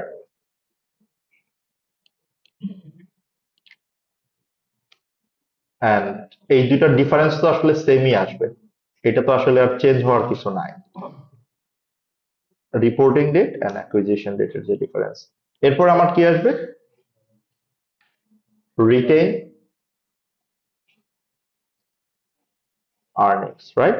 রিটেইন আর্নিংস কিন্তু আমরা অলরেডি বের করে রাখছি এখানে, খেয়াল করে দেখেন আমার অ্যাকুইজিশন ডেটের কত, 86,700, রিপোর্টিং ডেটের কত? 81,700, তাহলে আমার পোস্ট অ্যাকুইজিশন কত? লস হয়েছে 5,000। ওকে, এরপর আর কি আসবে? আর কি অ্যাডজাস্টমেন্ট ছিল আমাদের? শেয়ার প্রিমিয়াম তো এখানে নাই, তাহলে এখানে আরেকটা ছিল হচ্ছে আমার add fair value adjustment for head office, ঠিক না? হেড অফিসের একটা ফেয়ার ভ্যালু অ্যাডজাস্টমেন্ট ছিল না, 12,000 অ্যান্ড 12,000। এটার কারণে আসলে আমার কোনো চেঞ্জ হবে না। এইটারই একটা এক্সেস ডেপ্রিসিয়েশন ছিল না, এক্সেস ডেপ্রিসিয়েশন। এক্সেস ডেপ্রিসিয়েশন কোন ডেটে হবে? রিপোর্টিং ডেটে, রাইট? এইটা ডিভাইডেড বাই আমার ইউজফুল লাইফ কত? 10। বাট আমি কি পুরো 1 বছরের নিতে পারবো? Divided by 2, right? বাট এটা তো আমার মাইনাস হবে। আর কি ছিল?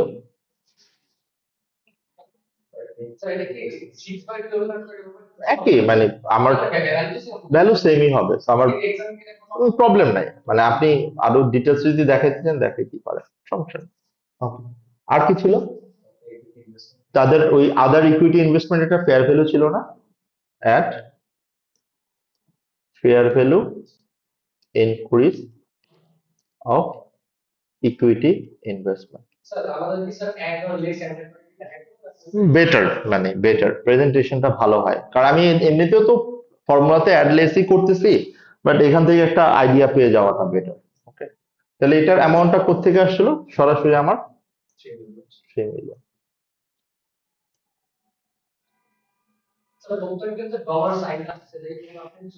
আমি হচ্ছে ওই যে অ্যামাউন্ট আমার এখানে না দিলেও হয়, সমস্যা নাই, বাট আমি যেই অ্যামাউন্ট গুলোর মধ্যে, যেমন ধরেন আমি এখানে দেখাই গুডউইলের, ধরেন এই দুইটা কলামে আমার ডলার লাগবে, এতটুকু ইনফরমেশন ডলার লাগবে, আমি কি করলাম, এটুকু সিলেক্ট করে আমি আমার এই এখানে কাস্টম কারেন্সি দিয়ে, মানে কাস্টম দিয়ে আমি আমার এটাকে জাস্ট এখানে নিয়ে আসলাম, এনে আমি হচ্ছে কারেন্সি দিব, কারেন্সি আমি ডলার রাখবো, এই জাস্ট ডেসিমেলের পর আমার কত করে রাখবো কি রাখবো না এভাবে আমি দিলাম, দিয়ে আমি জাস্ট ওকে দিয়ে দিলে এটা হয়ে যাবে। এবং এখানে আমি এখন যাই সিলেক্ট করবো না কেন, ও অটোমেটিক্যালি ডলার নিয়ে নেবে। ওকে, সো এটা একবারে করে ফেলা টাইপ, এটা লুক লাইক এক্সেল এর যে কাজগুলো। আমার আর কি কিছু ছিল ওয়ার্কিং টুতে যেটা অ্যাডজাস্ট হবে? কোনো আনরিয়েলাইজ প্রফিট না, তাহলে এখন আমি পেয়ে যাব হচ্ছে গ্র্যান্ড টোটাল। আমরা সিম্পল সাম ফর্মুলা ইউজ করব, ঠিক না?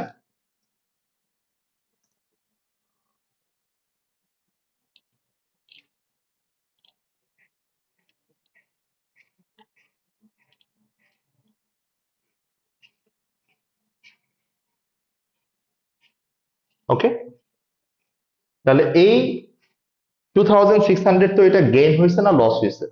পোস্ট অ্যাকুইজিশন প্রফিট না লস? তাহলে পোস্ট অ্যাকুইজিশন যদি লস হয়, তাহলে এটা আলটিমেটলি পুরোটাই কি প্যারেন্ট নিবে? প্যারেন্ট কি পুরোটা নিবে? প্যারেন্ট কতটুকু নিবে? তাহলে এখান থেকে আমরা post acquisition loss attributable to, প্যারেন্টের নাম যেন কি ছিল? পেইসলে। আর হচ্ছে, sorry, post acquisition profit attributable to non controlling interest, right? এটা যাবে আমার ওয়ার্কিং 5-এ, এটা যাবে আমার ওয়ার্কিং 4-এ। তাহলে এখানে কত পার্সেন্ট ও পাবে? 80%। আর ও কত পার্সেন্ট পাবে? এই যে দেখেন, এটা পার্সেন্টেজ দেওয়া, মানে ডলার দেওয়ার কারণে এখানে আসলে চলে আসে। So আমরা যেটা করতে পারি, যেহেতু আমি জানি পার্সেন্টেজ 80%, আমি একবারেও এখানে ইনটু 80% এভাবেও করতে পারি, লিঙ্ক করতে পারি ইনটু 20%। ওকে,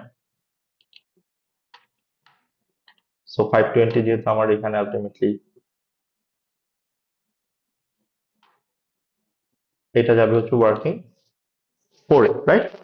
এ পর্যন্ত আমার ক্লিয়ার? কনফিউশন কারো কোনো? আমরা জাস্ট আগে একটা ওভারঅল আন্ডারস্ট্যান্ডিং নেওয়া ছিল, সো দ্যাটস ওয়াই আসলে এখানে নতুন করে কিছু বলা হয় না।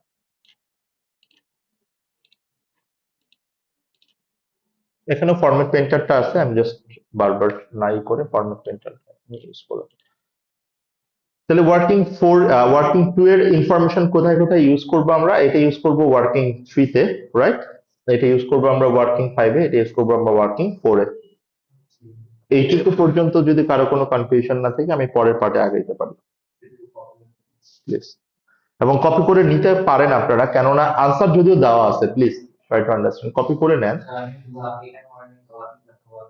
আমি দিতে পারবো না, বিকজ এটা কিন্তু, হ্যাঁ, আর অ্যান্সারে যেভাবে আনসারটা কিন্তু এভাবে নাই, আমি বারবার বলতেছি আপনাদেরকে, আমি যে ইজি ওয়েতে দেখাচ্ছি, এক্সামিনার এত ইজি ওয়েতে আনসারে দেয় না, ও অনেক কমপ্লিকেটেড ভাবে দিয়েছে, তো আপনারা তুলে নিতে পারেন।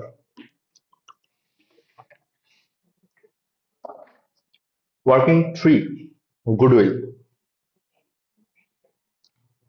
গুডউইলে আমার কি কি আসে? Fair value of consideration. Fair value of consideration কত পার্সেন্টের? 80%-এর। তাহলে 80%-এর কনসিডারেশন ভ্যালু কত ছিল? 100 মিলিয়ন ছিল। তাহলে আমি এখানে 100 মিলিয়ন কত নিব তাহলে? 100,000, 100 মিলিয়নই তো ছিল, রাইট?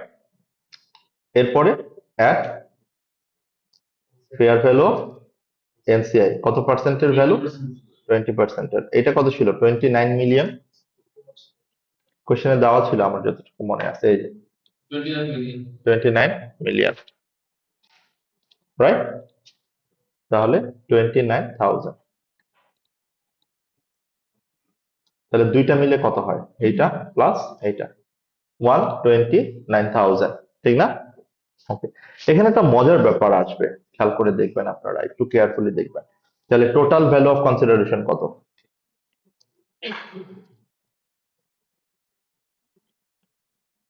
129 million, right? এখান থেকে আমি কি বাদ দিব? Less net asset at acquisition date. এটা মার্কিং স্কিম অনুযায়ী আপনি দেখে নিতে পারবেন। এটা প্রত্যেকটা ওয়ার্কিং এর একই মার্ক থাকে না, যেমন আগের ওয়ার্কিং একটু বেশি মার্ক থাকবে, এটাতে হয়তো একটু কম থাকবে। এনসিআই তে সব মিলিয়ে 18 মার্কস, মানে ক্যালকুলেশনের জন্য। আমার এইখানে নেট অ্যাসেট অফ সাবসিডিয়ারি কত ছিল দেখেন তো?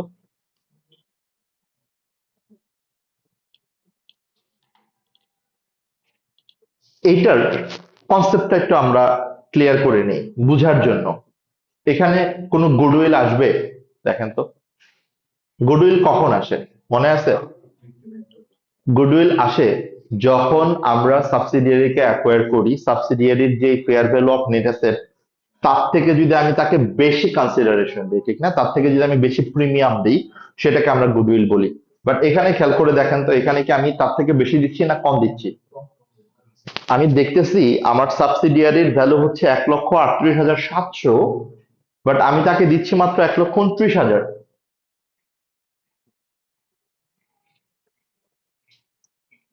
তাহলে আমি কতটুকু কম দিচ্ছি?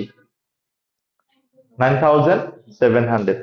এটাকে আমরা বলি নেগেটিভ গুডউইল। বাট গুডউইল কি কখনো নেগেটিভ হয়? মানে গুডউইল এনিথিং যেটা নেগেটিভ ক্যারি করা যায় না। তাহলে এইটাকে যদিও আমরা নেগেটিভ গুডউইল বলি, মানে নেগেটিভ গুডউইলটা কেন বলতেছি? বিকজ অফ ফিগারটা নেগেটিভ অ্যামাউন্টে আসতেছে, বাট এই অ্যামাউন্টটাকে আমরা বলি হচ্ছে পারচেজ অর বার্গেন পারচেজ। মানে কি, এই জিনিসটা আমরা একটু প্র্যাকটিক্যালি খেয়াল করি। প্যারেন্ট কোম্পানি ও নেগোসিয়েশন করে কত টাকা গেইন করছে? প্যারেন্ট কোম্পানির গেইন না এটা? কারণ যেখানে ওর ভ্যালু ছিল 1,38,700, আপনি বাজারে গেলেন, বাজারে একটা ল্যাপটপের দাম 1,00,000 টাকা, এটা আপনি জানেন যে বাজারে এটা 1,00,000 টাকাই হবে, বাট আপনি বার্গেন করে ওইটা 90,000 টাকা দিয়ে কিনছেন, তাহলে আপনার গেইন কত? 10,000 গেইন। এই গেইনটা তো আপনারই গেইন। তাহলে এই গেইনটা কে পাবে? এই গেইনের পোর্শনটা কে পাবে? প্যারেন্ট পাবে। আমি বুঝাতে পারছি কথাটা? তাহলে এই পয়েন্টটা নতুন আপনাদের জন্য, সেটা হচ্ছে if there is any negative goodwill, আমরা এটাকে বলতেছি নেগেটিভ গুডউইল, বাট এটাকে আমরা কি বলবো? Bargain purchase for parent. তাহলে এটা আমরা কোন ওয়ার্কিং এর সাথে অ্যাড করব? ওয়ার্কিং 5, কারণ এটা কার ইনকাম? এটা প্যারেন্টের ইনকাম।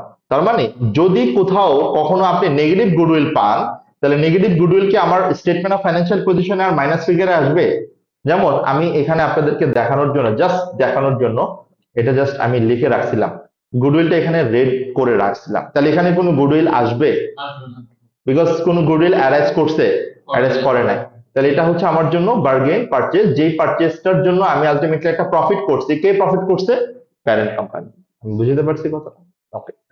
তাহলে ওয়ার্কিং 3 তে কি কারো কোনো কনফিউশন আছে? ওয়ার্কিং 4 কি ছিল আমার? নন কন্ট্রোলিং ইন্টারেস্ট, ঠিক না? তাহলে নন কন্ট্রোলিং ইন্টারেস্টের ক্ষেত্রে আমরা কি বলেছি? নন কন্ট্রোলিং ইন্টারেস্ট কি ছিল? ফার্স্টে হচ্ছে আমার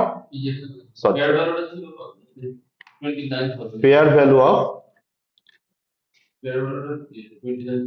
এনসিআই কত? এই যে 29,000। এটার সাথে আমি কি অ্যাড করব? Add share of post acquisition profit. এই যে একটু আগে আমরা যেটা করে আসলাম, মনে আছে? 520। বাট এই দুইটা অ্যামাউন্টই আমাকে আলটিমেটলি কি নিয়ে আসতে হবে? ওকে, আমি ডলারে নিয়ে আসলাম। তাহলে আলটিমেটলি হচ্ছে হ্যাঁ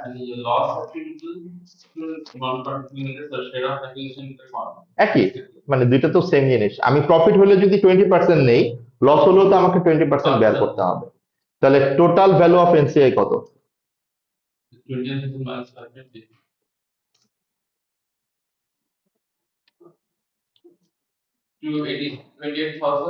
যে অ্যামাউন্টটা আমি কোথায় নিয়ে যাব? এই অ্যামাউন্টটা আমরা ইকুইটি একদম বটম লাইন হিসেবে নিয়ে আসবো। ওকে, এরপর আমরা আসি ওয়ার্কিং 5 এ। ওয়ার্কিং 5টা কি আমার? Group written earnings.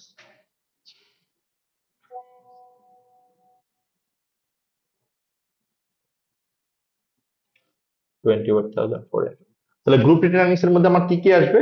ফার্স্টে আসবে হচ্ছে পেইসলে রিটেন আর্নিংস, 100% পুরোটাই আসবে, রাইট? পেইসলে রিটেন আর্নিংস কত আছে এখানে? 214। তাহলে এখানেও সেম, আমরা এই অ্যামাউন্ট গুলো যেহেতু ডলারে আনবো, স্যার ঠিক আছে, সমস্যা নেই, আমি এখান থেকে ফরম্যাট পয়েন্টার দিয়ে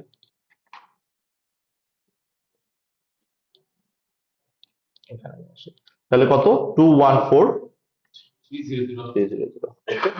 আর কি অ্যাড হবে এখানে?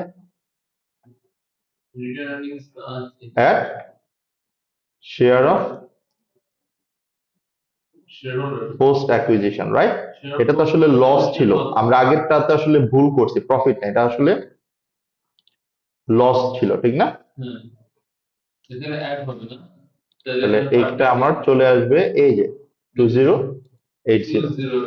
ওকে, আর কি আসবে আমার এখানে? মাইনাস তো অটোমেটিক হয়েই আছে।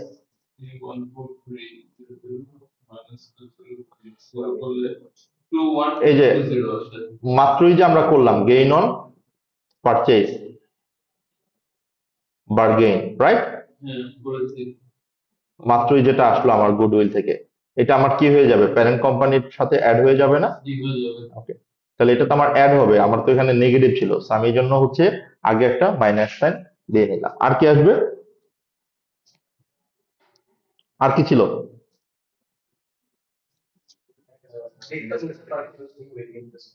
আমাদের একটা প্যারেন্ট কোম্পানি ইকুইটি ইনভেস্টমেন্ট ছিল না?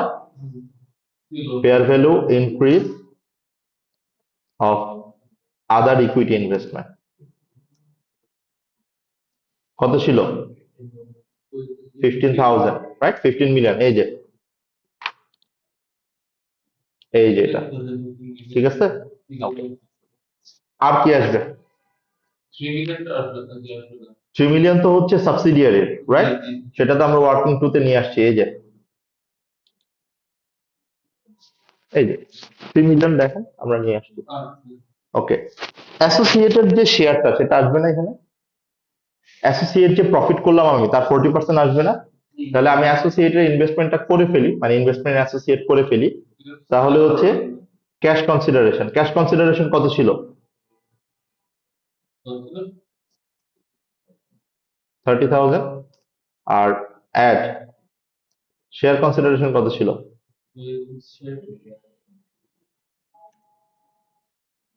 30,000 ইন্টু প্রতিটার ভ্যালু কত করে ছিল?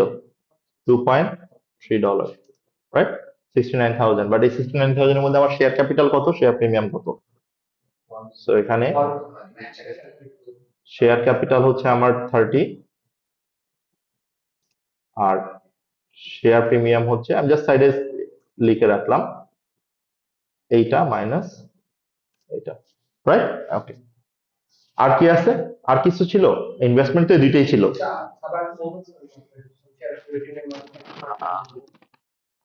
প্যারেন্ট কোম্পানি 40% অ্যাকোয়ার করার জন্য ক্যাশও দিচ্ছে, রাইট?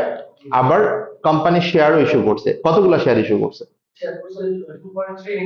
30,000। ওকে, তাহলে টোটাল ভ্যালু কত আমার? 69,000।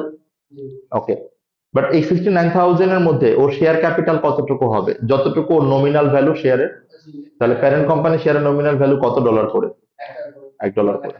তাহলে শেয়ার ক্যাপিটাল হচ্ছে আমার 30,000 ইন্টু 30, সরি ইন্টু 1, তাহলে $30,000। আর এটার যতটুকু এক্সেস এটুকু হচ্ছে আমার শেয়ার প্রিমিয়াম।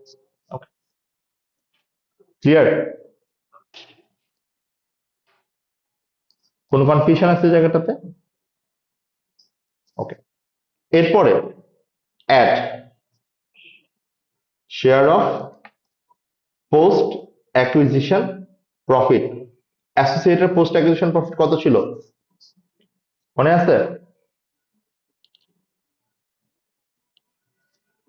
6 মিলিয়ন ছিল। তাহলে 6,000, sorry, into divided by 12, right? কারণ আমি 6 মান্থের নিতে পারবো, এবং এটার কত পার্সেন্ট আমি পাবো? হ্যাঁ, মানে আমি ডিভাইডেড বাই 2 করতে পারতাম, মানে একই জিনিস। আমি তো 6 মান্থেরই নিচ্ছি। ওকে, আমি আবার ফরম্যাট প্রিন্টার দিয়ে,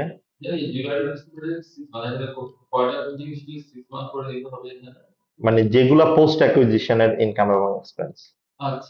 ওকে, না, অ্যাসেটের কোনোটাই আমার প্রপোর্শনেট করি আমরা অ্যাসেট লায়াবিলিটি না, অনলি ইনকাম এক্সপেন্স। ওকে, আর কিছু আছে? এই যে পোস্ট অ্যাকুইজিশন প্রফিট, এটা কোথায় চলে যাবে? ওয়ার্কিং 5-এ। এটি আমরা বলতেছিলাম যে আসলে এইটা আসবে আমার এখানে, share of post acquisition profit.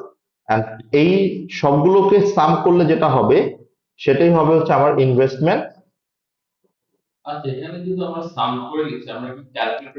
না না না না না না না, ভুলেও না, don't dare to do this, please. Okay, এটা এটা ভুলেও করা যাবে না। ওকে, দেখাইতে হবে, অবশ্যই দেখাতে হবে, দেখাবে, দেখবে। এই জন্য হচ্ছে স্প্রেডশিট ইউজ করা। ওকে, ক্লিয়ার? আমরা তাহলে ওয়ার্কিং 6 এর মাধ্যমে কিন্তু এটাও কমপ্লিট করলাম, আবার ওয়ার্কিং 6 এর যে অ্যামাউন্টটা ইনভেস্টমেন্ট ইন অ্যাসোসিয়েট সেটাও কিন্তু আমার ক্লিয়ার। সো এটাও কিন্তু আমার আসলে এখানে আর কোনো প্রবলেম থাকার কথা না। তাহলে গ্রুপ রিটেন আর্নিংস আসলে আর কিছু আসার কথা না আমার আন্ডারস্ট্যান্ডিং অনুযায়ী, অথবা আমাদের মানে আইডেন্টিফাইড অনুযায়ী। সো টোটাল অ্যামাউন্টটা কত হওয়ার উচিত একটু জাস্ট আমরা ক্রস চেক করে দেখি। যে এখানে এক্সেল করলে এটা আসে, এটা সাম দিয়েই করতে হবে, জাস্ট আমি, না সবগুলো সাম দিলেই হবে, অটোমেটিক্যালি তো আছে। তাহলে আমার টোটাল গ্রুপ রিটেন আর্নিংস কত? রাইট,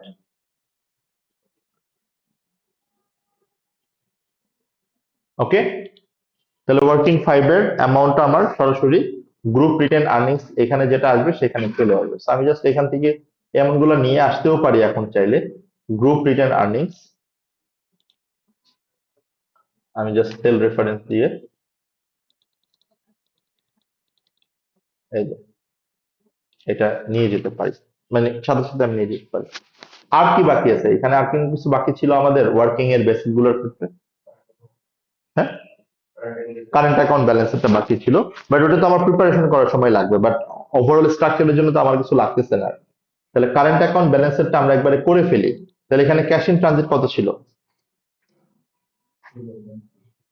ক্যাশ ইন ট্রানজিট ছিল হচ্ছে আমার 2000। তাহলে ফার্স্টে আমাকে কি করতে হবে? এটার এন্ট্রি দিতে হবে। এটার এন্ট্রি মানে কি? Bank debit receivable credit, right? Double entry না, না করলেও হবে, মানে এটা জাস্ট দেখানোর জন্য। এন্ড নাও এরপরে হচ্ছে set of current account balance. তাহলে কারেন্ট অ্যাকাউন্ট ব্যালেন্স কত আছে আমার এখন? 5 মিলিয়ন, রাইট? 5000। তাহলে আমার payable debit receivable credit, just এইটা এইটা, দ্যাটস ইট।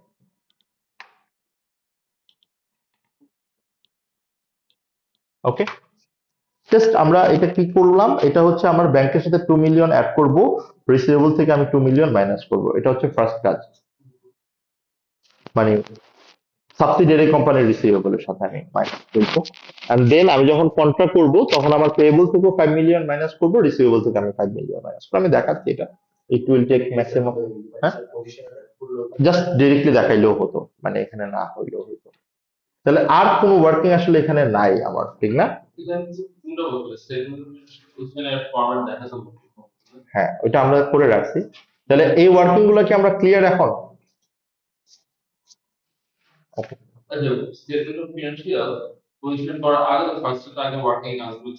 হ্যাঁ, ওয়ার্কিং গুলো আগে করতে হবে, এই জন্য আমরা আগে ওয়ার্কিং গুলো করলাম। Yes, yes, এই জন্য আমরা এটা করলাম। ওকে,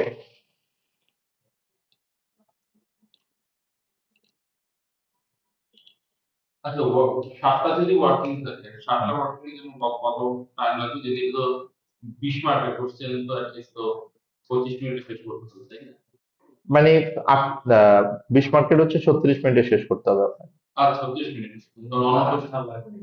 হ্যাঁ, হ্যাঁ, সেটা লাগবে। ইনিশিয়ালি আপনাকে টাইম দিতেই হবে, ইনিশিয়ালি আপনি তো টাইম এমনি। এটা ডিপেন্ড করবে আপনার প্ল্যানে, এটা আসলে রকেট সায়েন্স নাই, but I prefer to start with section C. But সেটা যদি আপনার মানে কাপ অফ টি হয়, যে ধরেন এমন দুইটা কোয়েশ্চেন আসছে যে দুটো আপনি পারতেছেন, বাট যদি এমন হয় যে আপনি যে কোয়েশ্চেনটা পারতেছেন না এটা নিয়ে ফার্স্টে স্ট্রাগল করছেন, তাহলে না। সো এটা আপনি অন দ্য স্পট চুজ করতে পারেন এবং করবেন, এটা আমার। না, এক্সপ্লেনেশন 2 মার্ক, জাস্ট আপনি কেন মানে কারেন্ট অ্যাকাউন্ট ব্যালেন্স এলিমিনেট করবেন, যেটা আমরা ফার্স্টেই বললাম। জাস্ট দুইটা লাইন দেখেন, আমি আপনাকে আনসারটা দেখাই দিই। এটা মুখস্থ করার কিছু নাই যে আপনি একটা আনসার জানলে, আমি ফার্স্টেই বলছিলাম এই কথাটা, এবং যে কথাটা আমি বলছিলাম জাস্ট আপনারা দেখেন, এই বাইরে কোনো কথা ও বলে নাই, জাস্ট আপনি লাইন বাই লাইন আপনি পড়ে দেখেন।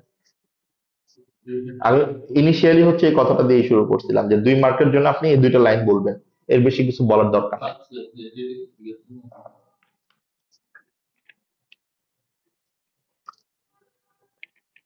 ওকে, ঠিক আছে। ওকে, তো আমরা শেষ করে দিই, আজকে আর বেশিক্ষণ টাইম না নেই।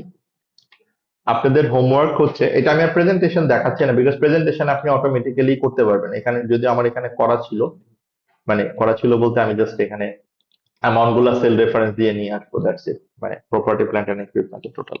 So what I expect from you, আমরা যেহেতু ওয়ার্কিং করে ফেলছি, আপনারা এই কোয়েশ্চেনটাই একটু এক্সেলে করে আমাকে দিবেন। তাহলে আপনাদের 3টা হোমওয়ার্ক পেন্ডিং রইল এখন। Test to understanding 7, Dargent company and Paisley company. Test to understanding 7, Dargent company and Paisley company, এটা এক্সেলে করে দিবেন প্লিজ। 7টাও এক্সেলে করে দিবেন প্লিজ। ওকে, ঠিক আছে মেহেদি, তাহলে থ্যাংক ইউ ভাই, আল্লাহ হাফেজ। হ্যাঁ, বুঝতে ভাইয়া। হ্যাঁ, হোয়াটসঅ্যাপে দিলেই হবে।